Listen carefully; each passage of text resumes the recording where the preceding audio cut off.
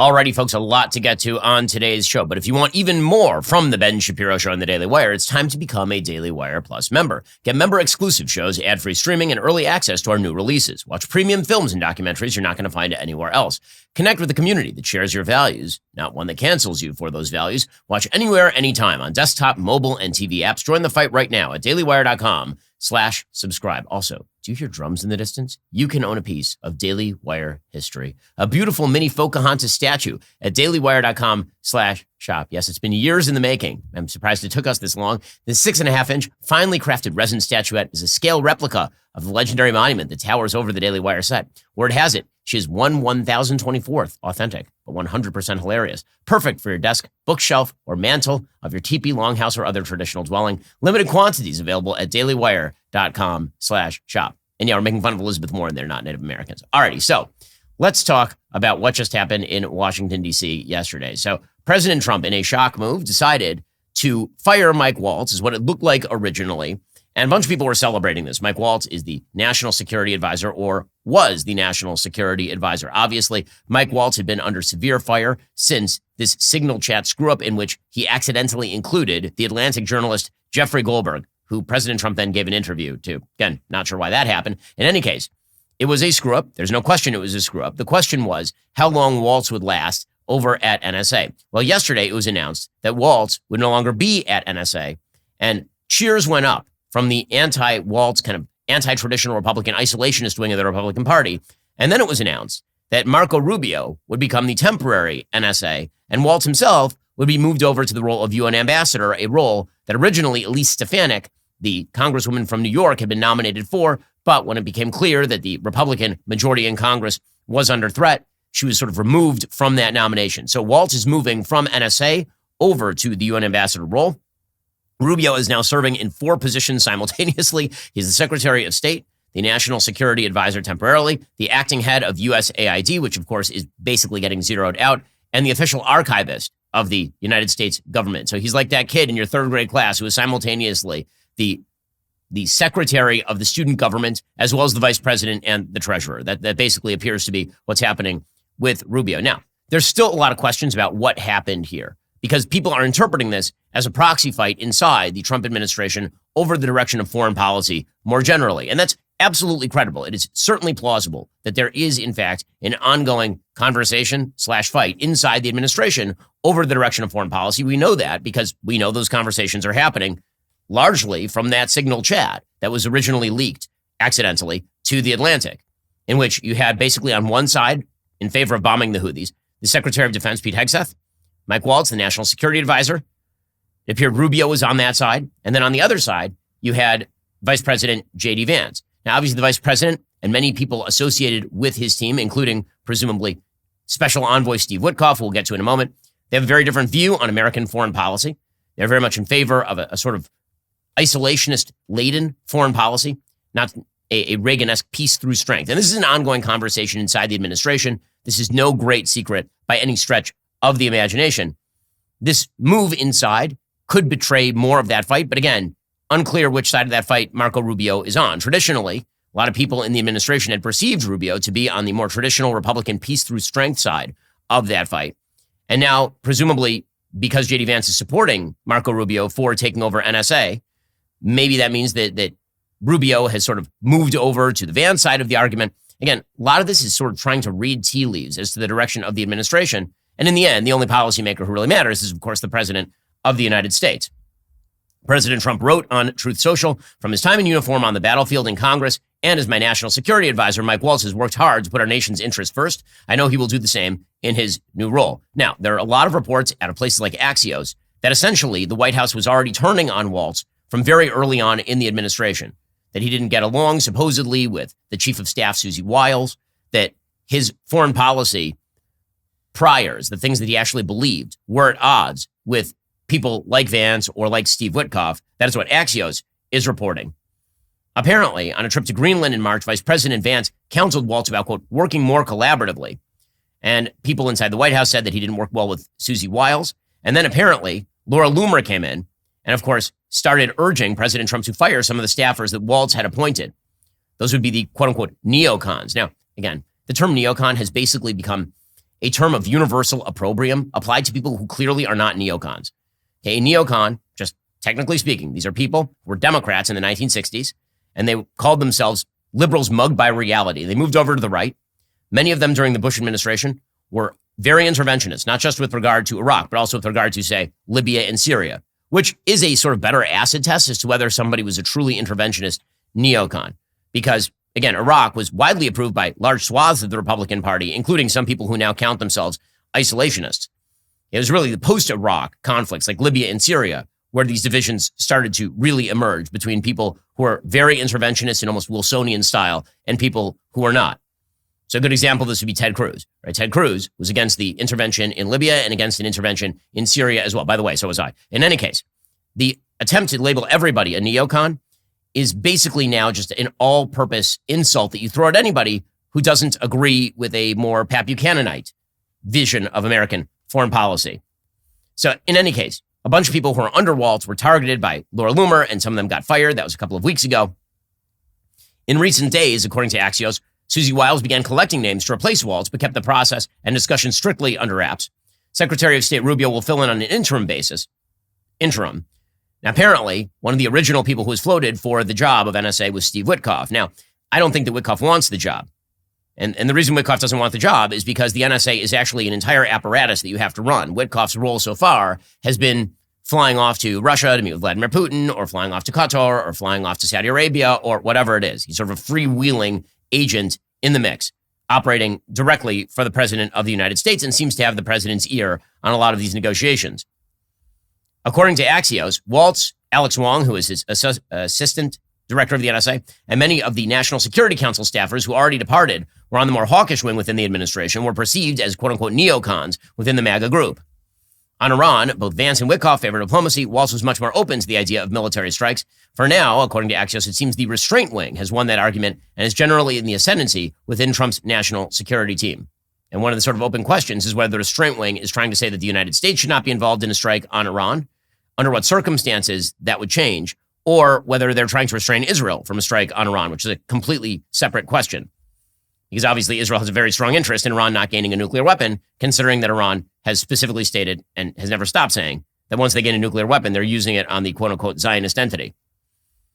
So J.D. Vance appeared on Fox News last night trying to explain what exactly had happened inside the administration. Why was Mike Waltz let go? So he wasn't let go. He is being made ambassador to the United Nations, which, of course, is a Senate-confirmed position. I think you can make a good argument that it's a promotion. But we brought Mike on to do some serious reforms of the National Security Council. He has done that. I like Mike. I think he's a great guy. He's got the trust of both me and the president. But we also thought that he'd make a better UN ambassador as we get beyond this stage of the reforms that we've made to the National Security Council. You saw the president announce that Marco Rubio is going to step in as interim leader of the National Security Council.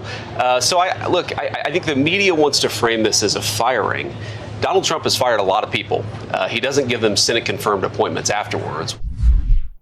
Okay, so one of the things that's sort of fascinating about the way that the vice president is phrasing that is we. There's a lot of we, meaning that he was obviously involved in the decision-making around the movement of Mike Waltz. The alternative read here is that Waltz was on the outs with a lot of members of the administration, particularly, again, in these sort of non-peace through strength contingent of foreign policy, and that the president, basically because he didn't like hurting Waltz, I mean, Waltz gave up a very solid congressional seat that's now occupied by Randy Fine in Florida in order to come into the administration very early backer of the president. Trump didn't actually want to hurt Waltz, and so he moved him over to the UN ambassador position, which is, in fact, a pretty nice position. Okay, so again, all of this is sort of Kremlinology, trying to figure out what's going on inside the administration, and it has some pretty significant ramifications for American foreign policy, especially because there's a lot of critique of the man who is now sort of leading American foreign policy in a wide variety of areas, and that, of course, is Steve Witkoff. So Witkoff, who I've suggested has not actually achieved any victories that I can see at all in any of the arenas where he has been placed, whether you're talking about the Hamas negotiations to free hostages, including an American hostage, Idan Alexander, or whether you're talking about the Iran negotiations, where Witkoff doesn't appear to know his ass from his elbow, or whether you're talking about the Russia-Ukraine negotiations, where Steve Witkoff has been over there and then gone on TV and started sort of parroting many of the talking points that Vladimir Putin was putting out there. Let's put it this way. If it is not clear to you yet, I'm deeply unimpressed with Steve Witkoff's diplomatic record. He may be a very nice guy. He may be a good businessman. I don't know. I really don't know Steve Witkoff from Adam. I've met him briefly for about 20 seconds one time.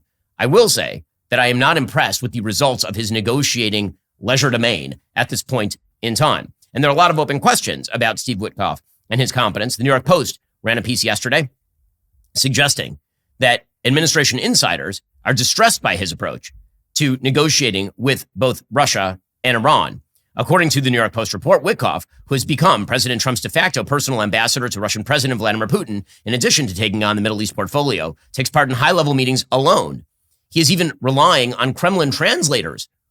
Okay, that is an amateur move.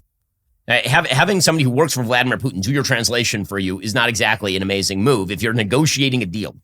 Ahead of Witkoff's most recent meeting with Putin this past Friday, the New York native greeted the Kremlin tyrant like an old friend, with no sign of the usual coterie of advisors, experts, and military officers who typically accompany U.S. officials during negotiations. Putin himself did not attend Friday's meeting solo. Instead, he was accompanied by one aide, a guy named Yuri Ushakov, and the head of Moscow's Sovereign Wealth Fund. Now, that in and of itself is a little bit weird.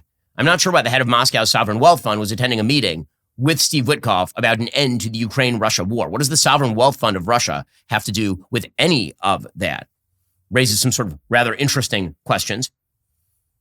Well, this New York Post piece, which prompted a lot of heartburn inside the sort of Witkoff team. It prompted tweets from Alex Witkoff, his son, who's very close with the administration, and Donald Trump Jr., who of course is very close with Alex Witkoff, as well as his brother. Well, this again kind of comes down to what approach is the administration going to take on foreign policy. And there are a lot of mixed signals coming out of the administration.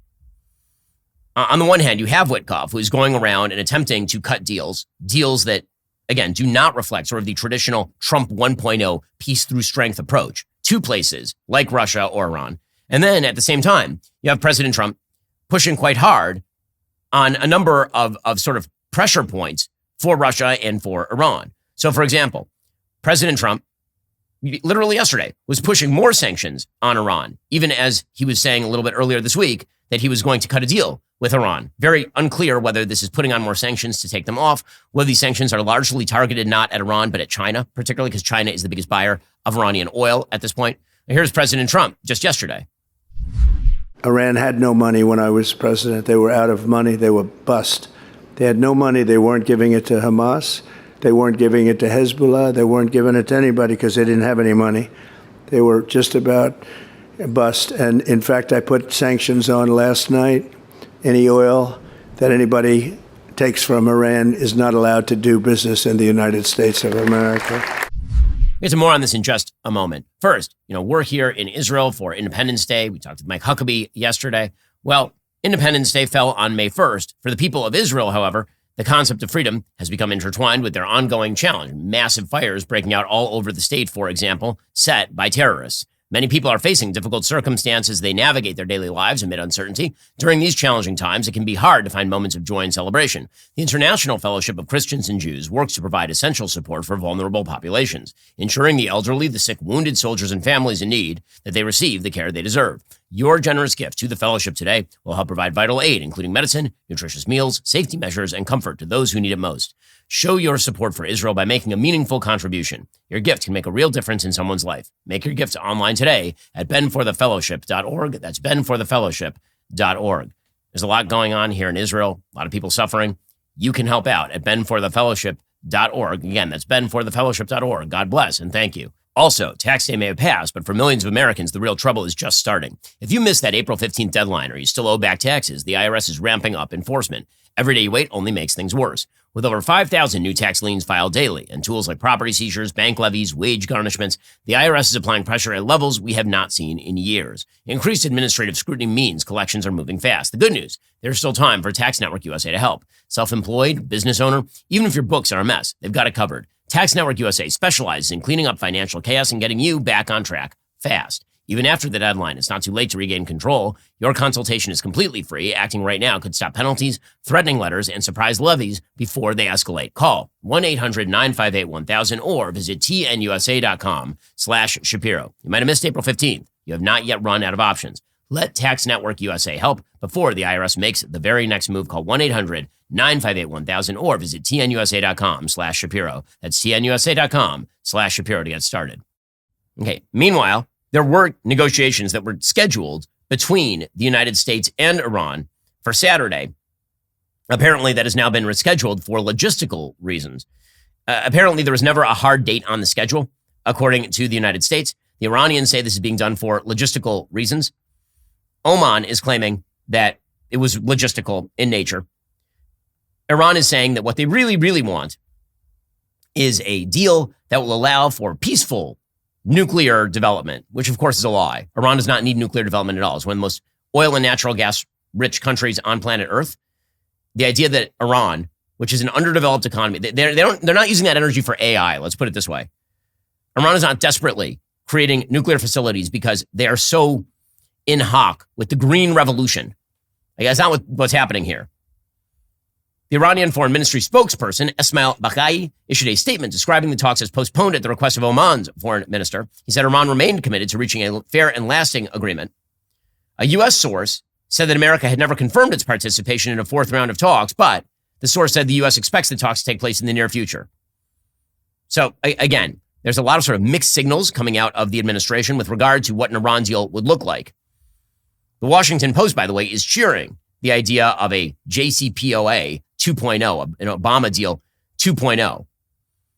Although even the Washington Post, I will say, it's kind of amazing. The editorial board of the Washington Post is now free to admit that Obama's JCPOA deal was really bad, that the Iran deal in 2015 was a bad deal. Now, they still want a bad deal, the Washington Post. They just want it to be slightly less bad than the Obama deal. Quote, the onus is now on Trump and his team to show they can negotiate a better deal, one that doesn't end up looking like the old one. Well, Marco Rubio, the Secretary of State and now interim National Security Advisor, he was on with Sean Hannity last night, and he discussed what the United States' goals in the Iran talks are. The only countries in the world that enrich uranium are the ones that have nuclear weapons. Iran they're claiming they don't want a weapon, but what they're basically asking is to be the only non-weapon country in the world that's enriching uranium. And the level at which they enrich it is really not relevant per se, because really, if you have the ability to enrich at 3.67%, it only takes a few weeks to get to 20% and then 60% and then the 80 and 90% that you need for a weapon. And so that really is the path forward here. Iran simply needs to say, we've agreed to no longer enrich. We're going to have reactors because we want nuclear energy, and we're going to import enriched uranium. This is an opportunity for them if they take it. This is the best opportunity they're going to have. President Trump is a president of peace. He doesn't want a war. He doesn't want conflict. None of us do. And there's a path forward here. But what cannot happen is to live in a world where Iran has a nuclear weapon. The path forward has been given to them, and now it's a matter of whether or not they're going to take it. And the president was very, very clear. He would lead the effort to stop them from ever achieving that nuclear weapon. And that would mean that statement was obvious in terms of that he would use military force to destroy those facilities. We have the capacity, obviously, to do it. But back to this question, would we need American inspectors and American scientists to shut it down? And would that have to be part of the deal? And anywhere, any place, anytime, American inspectors, would they have to agree to that in your mind? I think you would have to allow Americans as part of, you can send, maybe there'll be French inspectors, there'll be Italian inspectors, there'll be Saudis, whoever. But I think you cannot basically say we will not allow any Americans. You also have to make sure, if you really want to prevent a nuclear program, okay, and you're not building a nuclear weapon, then you should open all your facilities. One of the failures of the of the Obama nuclear deal with Iran is that you could not inspect military sites. Well, if you're making nuclear weapons, you would probably make them on a military site. And by the way, it's been known and discovered that in the past, Iran has had a secret nuclear program that it did not disclose to the world. Okay, so Marco Rubio, again, taking a very strong position on the negotiations, but he's not the one leading the negotiations. Steve Witkoff is leading the negotiations. So all these sort of mixed signals are certainly leading to, as I say, a lot of Kremlinology, what exactly is happening inside the administration. Meanwhile, the Secretary of Defense, Pete Hegseth, put out a message on Twitter yesterday, quote, message to Iran. We see your lethal support to the Houthis. We know exactly what you are doing. You know very well what the U.S. military is capable of, and you were warned. You will pay the consequence at the time and place of our choosing. So again, strong messages being sent to Iran via the Secretary of Defense. But the question is, who's in President Trump's ear? What advice is President Trump taking? Who seems to have the upper hand in discussions over how harsh the United States should be in these Iran negotiations? And is there really a possibility that the United States would participate in some sort of military strike on Iranian nuclear facilities if they don't actually denuclearize entirely? These are all open questions. And frankly, no one knows the answers to those questions except for the president of the United States. Now, meanwhile, the president did cut a very good deal with Ukraine the other day. We talked about this on the program. It's good. Okay, this deal between the United States and Ukraine, this rare earth minerals deal, which is something Ukraine should have signed on to in February. Well, they finally came around and they did it.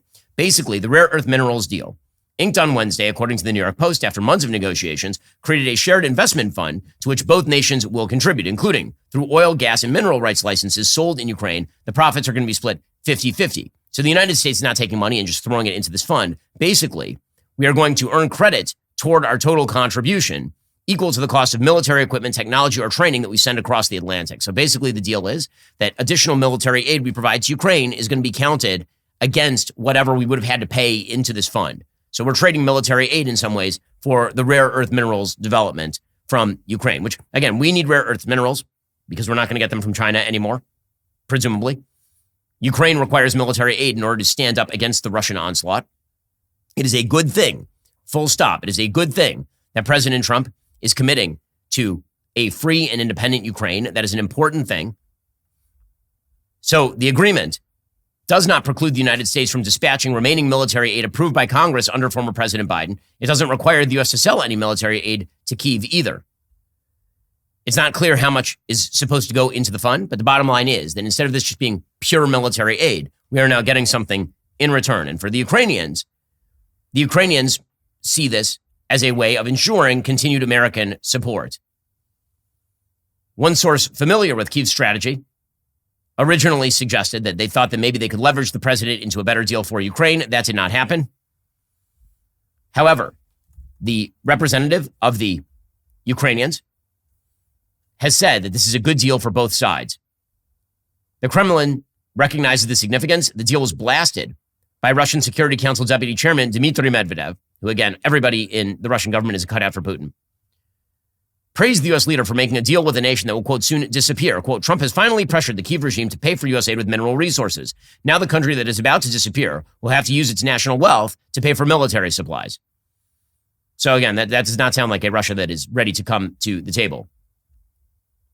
Again, the White House itself, in its actual explanation of the minerals deal, suggested this partnership represents the United States taking an economic stake in securing a free, peaceful, and sovereign future for Ukraine. This agreement will also strengthen the strategic partnership between the United States and Ukraine for long-term reconstruction and modernization in response to the large-scale destruction caused by Russia's full-scale invasion. The language of this agreement is some of the most pro-Ukrainian language that has come out under the Trump administration. That is a positive shift that is necessary. If you want Russia to come to the table, the United States can't be threatening to walk away from Ukraine. According to the White House's fact sheet, quote, President Trump envisioned this partnership between the Americans and the Ukrainians to show both sides' his commitment to lasting peace and prosperity in Ukraine. So, and by the way, no state, company, or person who financed or supplied the Russian war machine will be allowed to benefit from the reconstruction of Ukraine, including in participation in projects supported by fund resources. So good for Ukraine, good for the United States, good for President Trump. Meanwhile, Lindsey Graham is apparently, according to the Wall Street Journal, forging ahead on a plan to impose new sanctions on Russia and steep tariffs on countries that buy Russian oil, gas, and uranium. This, again, is the right approach. If you want Russia to come to the table, the only way they are going to do that is through more leverage. And the Trump administration is, in fact, responding to the reality, which is, as I've said, President Trump is a reality-based president. When something goes wrong, he shifts and he moves. And so the idea that he could just pressure Ukraine to the table and Russia would magically come to the table, that didn't materialize. And so President Trump is now shifting and moving. The South Carolina Republican said in an interview support for his bill crossed the critical threshold of 60 co-sponsors on Wednesday, meaning it has enough votes to overcome a Senate filibuster. By the end of the week, according to Graham, the bill will have at least 67 co-sponsors, which is enough to even override a potential presidential veto. That list of co-sponsors is evenly divided across the aisle. It includes the Senate Majority Leader, John Thune. It also includes members of the Senate Republican leadership team. So unclear if it makes a floor vote, if President Trump were to oppose it. The White House is not commenting on it so far. But again, more leverage against Russia is the thing that is going to get them to the table, not sort of the carrots and massages approaches that has been retailed by Steve Witkoff so far. In other good moves from the Trump administration, President Trump has now signed an executive order to terminate federal funding for NPR as well as PBS. That is a positive move. NPR is a disaster area. NPR is a leftist agitprop outlet that is paid for with American taxpayer dollars. There's no reason that NPR requires that level of support. I mean, we operate in the media space. We here at the Daily Wire in the private sector. We take no government money. NPR certainly has the capacity to do the same. President Trump wrote in the order, government funding of news media in this environment is not only outdated and unnecessary, but corrosive to the appearance of journalistic independence. Trump has directed the Corporation for Public Broadcasting to end indirect funding for NPR and PBS, including by ensuring licensees and permittees of public radio and TV stations, as well as any other recipients of CBB funds, do not use federal funds for NPR and PBS. This is a great move by President Trump. It is something that is long overdue. NPR has been, again, a left-wing Democratic agitprop outlet for as long as I have been alive. So that is a very positive move by President Trump. So, again, a lot of good things happened yesterday, ranging from that Ukraine rare earth minerals deal to the Trump EO. And we'll still have to see the fallout inside the national security establishment because things remain up in the air. We'll get to more on this in a moment. First, let's talk about that car that you own but you don't use. The one in your front yard, the one that is you're paying to keep it registered, insured. It just takes up space. It's rusting, not doing anybody any good. Well, let me tell you what you should do about that. You should give Cars for Kids a call. Have them take care of it for you. That's right. Just give them the info. They will come to you as soon as the next day. Take that car off your hands at no cost to you. Even better, they'll turn that car into funds to help kids. They take care of all the paperwork and logistics, and you walk away with a tax-deductible receipt for the sale price of the car, a vacation voucher, and space in your driveway for your new car. Don't wait. Call 1-877-CARS-4-KIDS or go to carsforkids.org/Ben. That's cars with a K, the number 4, to donate now. It takes just 2 minutes. Give them your information. They take over from there. They've done this over 1 million times. Let them help you as well. carsforkids.org/Ben. Remember, that's cars with a K. carsforkids.org/Ben. carsforkids.org/Ben. They've been doing this for years. And why not turn a liability into an asset for somebody else and a tax write-off? carsforkids.org/Ben. Also, with Mother's Day just around the corner, I want to share an amazing organization making a real difference for moms in need. Preborn. Their network of clinics provides love, support, and hope to pregnant women who are feeling scared, alone, pressured about their pregnancy decisions. These choices can affect not just their baby's life, but their own emotional well-being as well. When a woman walks into a preborn clinic, she's welcomed with compassion, offered a free ultrasound so she can see and hear the little life growing inside her. And you know what? Most of the time, this powerful moment helps mom choose life. This Mother's Day, you can help both a mom in crisis and her baby. Just $28 provides 1 ultrasound. $140 covers 5. Every dollar goes directly to supporting moms and babies. Plus, monthly sponsors receive photos and stories of the lives they've helped to save. Want to get involved? It's easy. Just dial pound 250, say baby, or visit preborn.com/Ben. Make a difference this Mother's Day by supporting both moms and their babies. Again, that's preborn.com/Ben. Get involved today. Impact generations to come. And meanwhile, with regard to illegal immigration, every day that goes by, the Chris Van Hollen, senator from Maryland, moron, decision to go down to El Salvador and hang out with a suspected MS-13 member looks worse and worse. The newest breaking news on that front is that the wife of this particular illegal immigrant, Kilmar Abrego Garcia, his wife, a woman named Jennifer Vasquez Sura, it turns out that she actually called the cops back in 2020, and there's audio of her doing so, pleading with a judge for protection from her husband in 2020. Seems like a delightful person to have in the country. Here's the tape. I have a lot of police reports, and I kept trying to get to the door basement to try to open the door, and then he pushed me. So then when I was able to go outside to get a phone, I called 911 from a disconnected phone. Now they took a long time to get to the house. It was probably 20-30 minutes. So I saw a neighbor walking his dog, and I opened the door and I was like, help. And then when he heard me, he grabbed me from my hair and then he slapped me. And then the neighbor, he didn't know what to do. He didn't know what to react. I have pictures of the evidence, all the bruises, because even on Wednesday, he hit me around 3 in the morning. He would just wake up and hit me. And then last Saturday for my daughter's birthday party, before I went to my daughter's birthday party, he slapped me 3 times. And then last week I did call the police. My sister called the police because he hit me in front of my sister. Okay, so he sounds like a delightful person.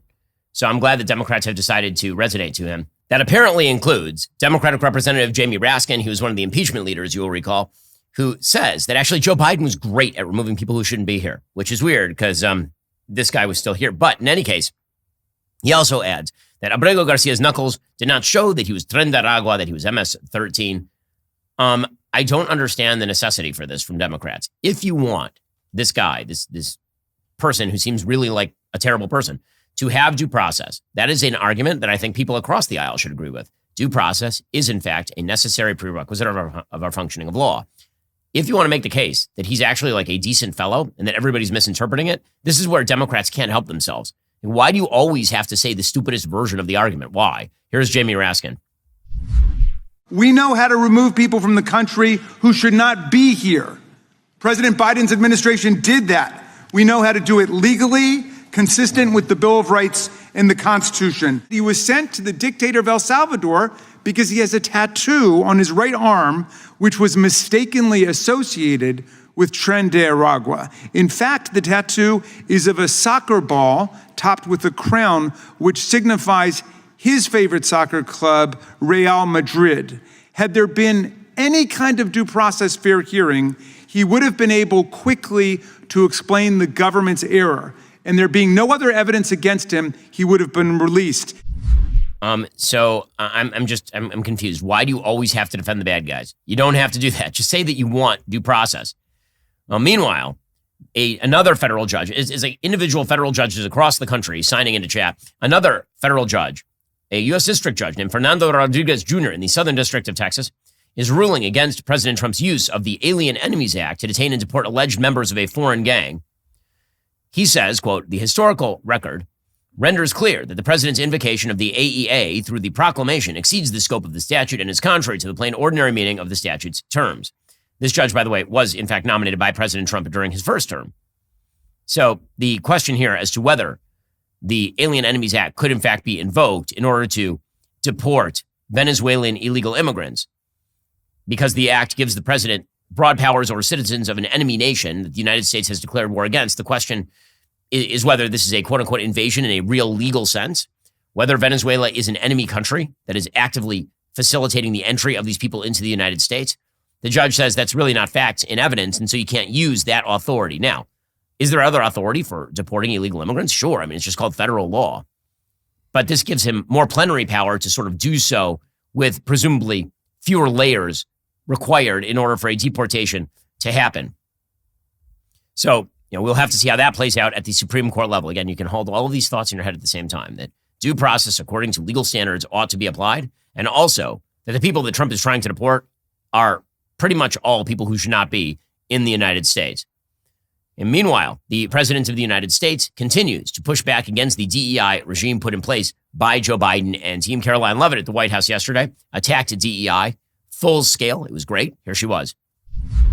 President Trump stood up for the Constitution's promise of colorblind equality before the law, so he terminated radical DEI preferencing in federal contracting and directed federal agencies to relentlessly combat private sector discrimination. DEI seeks to divide and pit Americans against each other based on immutable characteristics. President Trump put an end to it. In President Trump's America, individual dignity, hard work, and excellence are the only things that will determine if you get ahead. And that obviously should be the standard. Stephen Miller also stopped by the White House press room in order to explain the destruction of the DEI policies that were being pushed by the Biden administration. One of the most significant crises that President Trump inherited upon taking office was the wave of racial discrimination, so-called diversity, equity, and inclusion policies that have taken over both public sector and private sector entities all across the United States of America.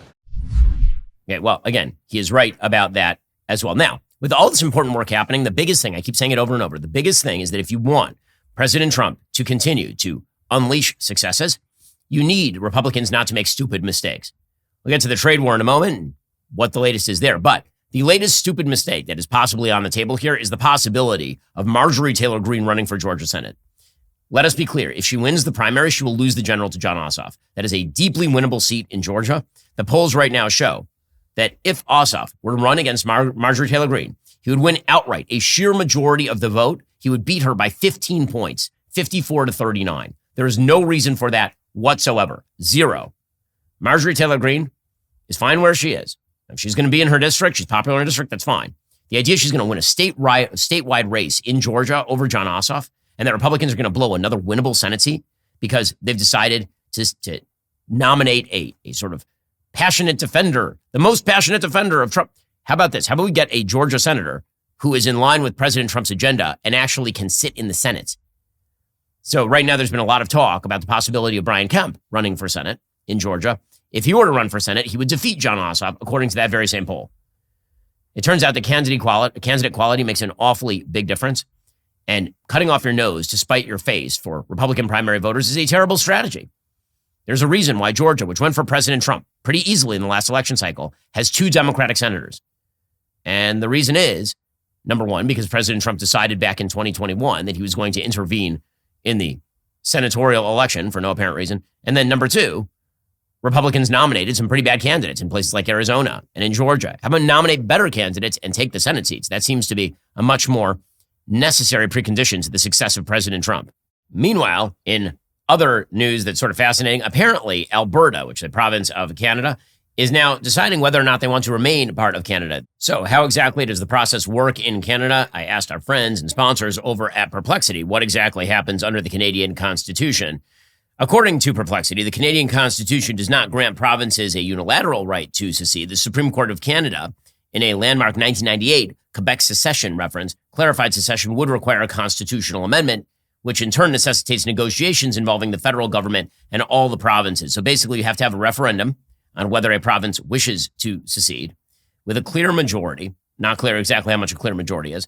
Then there are constitutional negotiations between the federal government and the provinces. And Alberta has been considering all of this. Apparently, Premier Danielle Smith is introducing legislation to make it easier to initiate a referendum on separation. Again, this is a piece of leverage to be used by Alberta in negotiations with the federal government of Canada. So Danielle Smith is a very conservative leader. She's the premier of Alberta. I've met Premier Smith, very conservative along a wide variety of lines, obviously very pro-Canada, very opposed to the tariff regime that President Trump is hitting Canada with, but very, very opposed to the left-wing policy promoted by the Liberal Party of Justin Trudeau and Mark Carney. She says, as premier, I will not permit the status quo to continue. Albertans are proud Canadians that want this nation to be strong, prosperous, and united, but we will no longer tolerate having our industries threatened and our resources landlocked by Ottawa. So she is pushing for concessions from the national government. Mark Carney is promising some changes. There is the possibility of what is called Wexit. So that was something that was pushed back in 2019, where there was a serious move to take Alberta completely out of Canada. So it'll be fascinating to see how that plays out for Mark Carney. Again, the fact that he won the election is a referendum, I think, on the fact that Canadians hated Justin Trudeau, but also a backlash to President Trump and his trade war and comments about Canada. It didn't solve all of Mark Carney's problems by any stretch of the imagination. Speaking of which, when it comes to the tariffs, again, the statistics from a couple of days ago show that the GDP actually shrank, and that is almost entirely due to the tariff war. According to the Wall Street Journal, gross domestic product shrank 0.3% in the first estimate by the Bureau of Economic Analysis. Most of the damage came from soaring imports. Imported goods and services rose 41.3% in the quarter, goods alone by almost 51%. Imports subtracted a startling 5.03% from GDP. A tax increase and production shock as large as Mr. Trump's tariff were bound to do economic harm, according to the Wall Street Journal editorial board. So J.D. Vance, vice president, was confronted by Bret Baier on Fox News about the shrinking economic numbers. Here's what he had to say. The economy shrank. First time in 3 years. People are pointing to the tariff policy. There are people looking at their 401ks that are worried. What do you tell them? Is this going to work? So the first thing is, when you talk about the economy, this is Joe Biden's economy, and we inherited $2 trillion of debt, the highest peacetime deficits in American history, a $1.2 trillion trade deficit, which fundamentally means we're not making enough of our own stuff. And the president came in and he said, this is not always going to be easy. It would have been very easy for Donald Trump to do what administrations past have done, which is borrow a lot of money and continue fueling the national debt. He said, no, we need a reset. We need American workers to have better jobs. We need to protect the jobs that they have right now. And we need to be more self-reliant as an economy, which, by the way, will drive down those skyrocketing levels of debt that we've seen. That is what he promised he was going to do. And he came in and we've started that process. Okay, so again, the idea here that he inherited Joe Biden's terrible economy and then he had to fix it. And what we're seeing right now as a result of that, once you own the economy, you own the economy. Once you take the signal step of declaring a trade war on the rest of Earth, you do, in fact, own that. That's the reality. Now, maybe everything plays out according to script. Maybe it all ends up being fine. Maybe America has a more durable manufacturing industry, the economy recovers, and all the rest. Maybe. Okay, right now, the weekly jobless claims have surged to 241,000. That is an increase of about 18,000 from the prior period, higher than the Dow Jones estimate for 225,000, according to the Labor Department. GM, as we've mentioned, faces up to a $5 billion tariff bill in 2025. They've now slashed their outlook. So they had a profit margin that they were projecting that was going to be between 11 billion and 12.5 billion. They've now moved that down to about $8 billion. So it'll be interesting to see how that plays out. McDonald's is starting to see a decline in spending, which is pretty fascinating because, again, that's kind of cheap staple food. I mean, unfortunately, but it is for a lot of people. The burger giant posted a 3% drop in revenue in the first quarter. Same-store sales in the U.S. dropped 3.6% from the prior year, the steepest decline since 2020. So some of that is, maybe people becoming a little more health conscious, but a lot of that is just a decline in spending generally. The oil industry is taking a beating right now. The reason the oil industry is taking a beating is because of the trade war. There's less demand for American oil. Less demand means the price goes down. Prices going down means that there is less development of oil and natural gas, which runs directly up against some of the stuff that Secretary Doug Burgum is trying to do over Department of the Interior. He's been trying to unleash U.S. energy dominance through deregulation. But if the price of oil drops too low, there's no real reason for people to drill more. There's no real reason for people to develop new energy if there appears to be a glut of supply. Doug Burgum, we actually had reporters who went with Secretary Burgum out into the field over on Morning Wire, which, by the way, you guys should go check that out. It's a great show, Morning Wire, and is now available on video. Totally worth the watch over at Daily Wire. Go check it out right now. But Secretary Burgum has been trying to drive up energy production. Hard to do that when the prices are dropping tremendously. So, what exactly is going to be the next step here? Well, China may be starting to waver a little bit. According to the Wall Street Journal, China said it was weighing starting talks with the United States, but only if Washington shows sincerity through concrete measures, such as by canceling the tariffs against Beijing. The ministry spokesperson said, China's position is consistent. If you want to fight, we'll fight. If you want to talk, our door is wide open. If the U.S. wants to talk, it should show sincerity and be prepared to act in correcting its erroneous actions and canceling unilateral tariffs. So China wants some signal from Trump that he's backing down. President Trump obviously doesn't want to give that signal, so it may be that this tariff war lasts a little longer than people are currently expecting, including the markets. Axios says that China is not backing down in the game of chicken with President Trump. China says it sent around 15% of its exports worth $525 billion to the U.S. last year, about 3 times what flowed in the opposite direction. New export orders are already falling sharply, portending empty shelves and price hikes in the United States. China, of course, does have the unique ability to simply cram it down on its own constituents. I mean, the people who live in China, it's an unfortunate reality, but it turns out that China is a pretty terrible place and they don't care very much about their citizens. So China is being hurt by the trade war, but can they take more pain than the U.S.? Typically speaking, yes, because tyrannies can take more pain, at least on a policy level, than democracies can. Alrighty, folks, it's a Friday, and that means it's time to do a little bit of nonsense with regard to the culture. So my friend Matt Walsh, he did a review, apparently, of Revenge of the Sith. I know it's a little weird because Revenge of the Sith originally came out in 2005, but the 20th anniversary means that it was re-released in theaters recently. And Matt was very upset. He took his kids to see it, and he did not like the movie. Now, my own opinion on Revenge of the Sith is that the first half has some flaws, and the second half of Revenge of the Sith is actually quite great. There's some rough dialogue for sure, but basically everything from the execution of Order 66 on in Revenge of the Sith is really good canon. Like, it's good Star Wars canon. Now, Matt didn't like it very much at all. Here's some of what he had to say. Whether through some sort of genetic anomaly or more likely through pro-Star Wars brainwashing from their mother, who my kids are now Star Wars fans, and they really wanted to see the third film in the prequel series in theaters, which has just been re-released, and so I agreed. And after suffering again through the entire 9-hour runtime, or what felt like it, I can confidently say that Revenge of the Sith is even worse than I remember, like a lot worse. I remember it as a boring, miserable film, but I guess I'd blocked out many of the details, subconsciously attempting to save myself from reliving the trauma. This movie is outrageously, offensively bad. You could, and I'm not saying this for effect. You could make a case that it's like the worst film ever made. And sad to say, it's competing with more than one other Star Wars title for the top of that list. No, I'm sorry, Matt. First of all, there are way worse Star Wars films, namely the entire last trilogy that they did, the entire Rise of Skywalker trilogy, not good at all.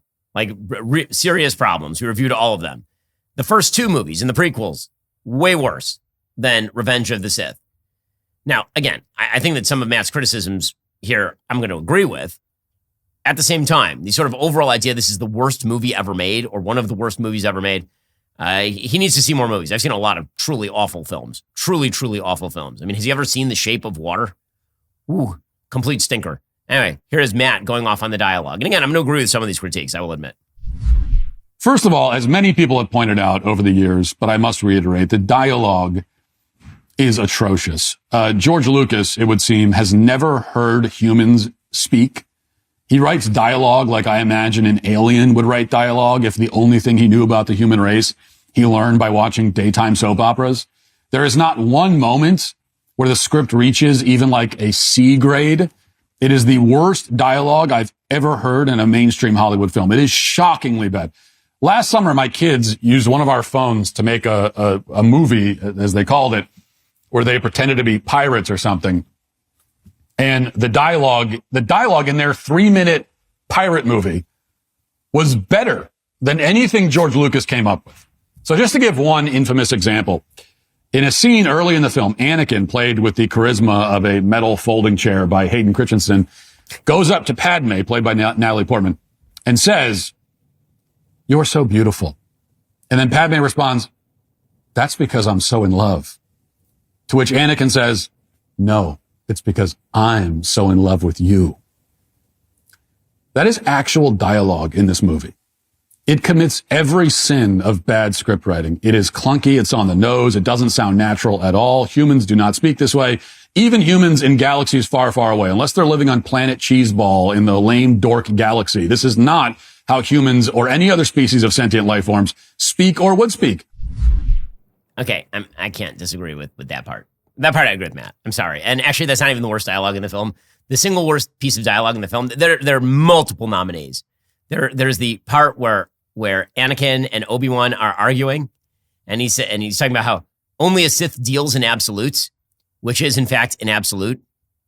So I mean, there's all sorts of problems. I think my favorite bad line is when Yoda, who obviously has some sort of syntax problem because he's constantly putting his verbs where they should not be.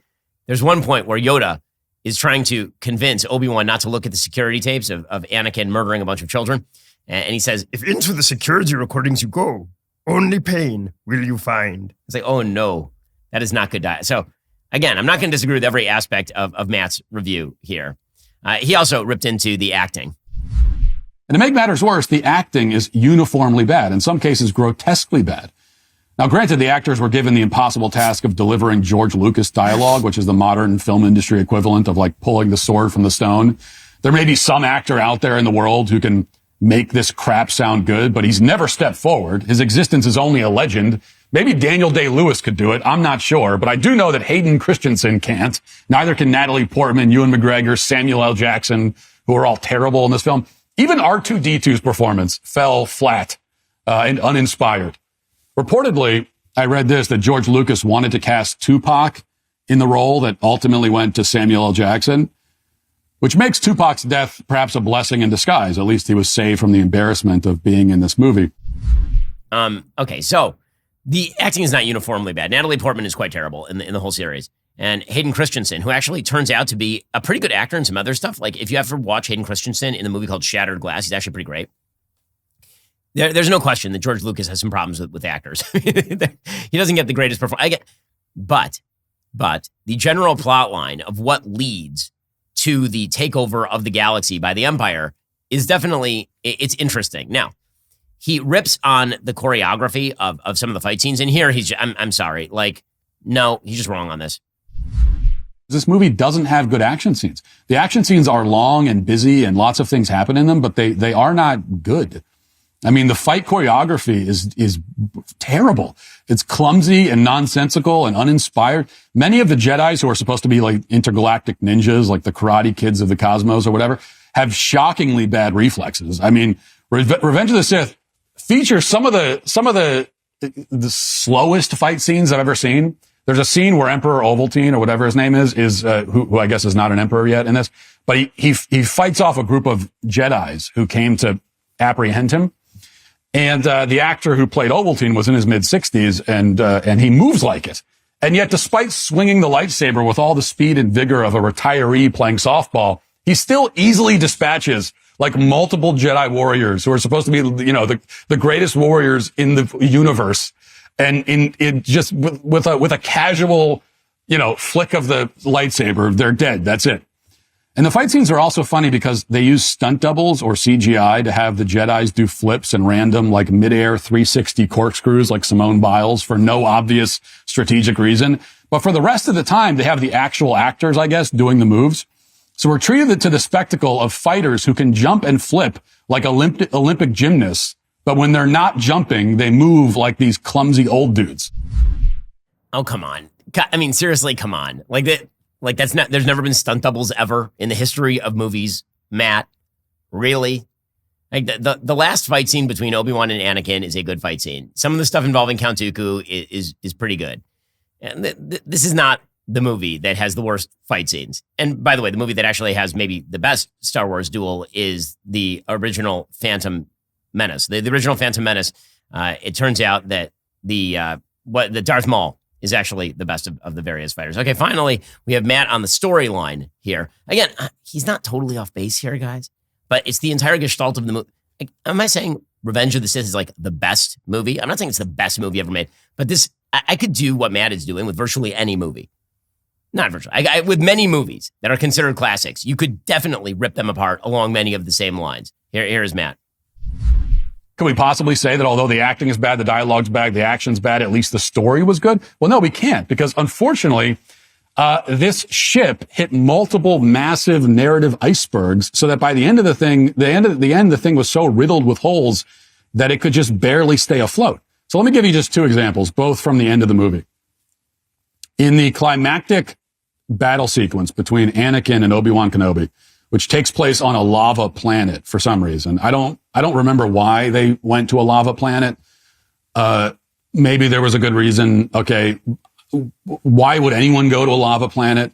If there are thousands of planets and you can go to any of them faster than the speed of light, why would you ever choose the lava planet for any activity? What possible activity why would you ever go to it? Why would anything ever happen is it because Anakin was evil?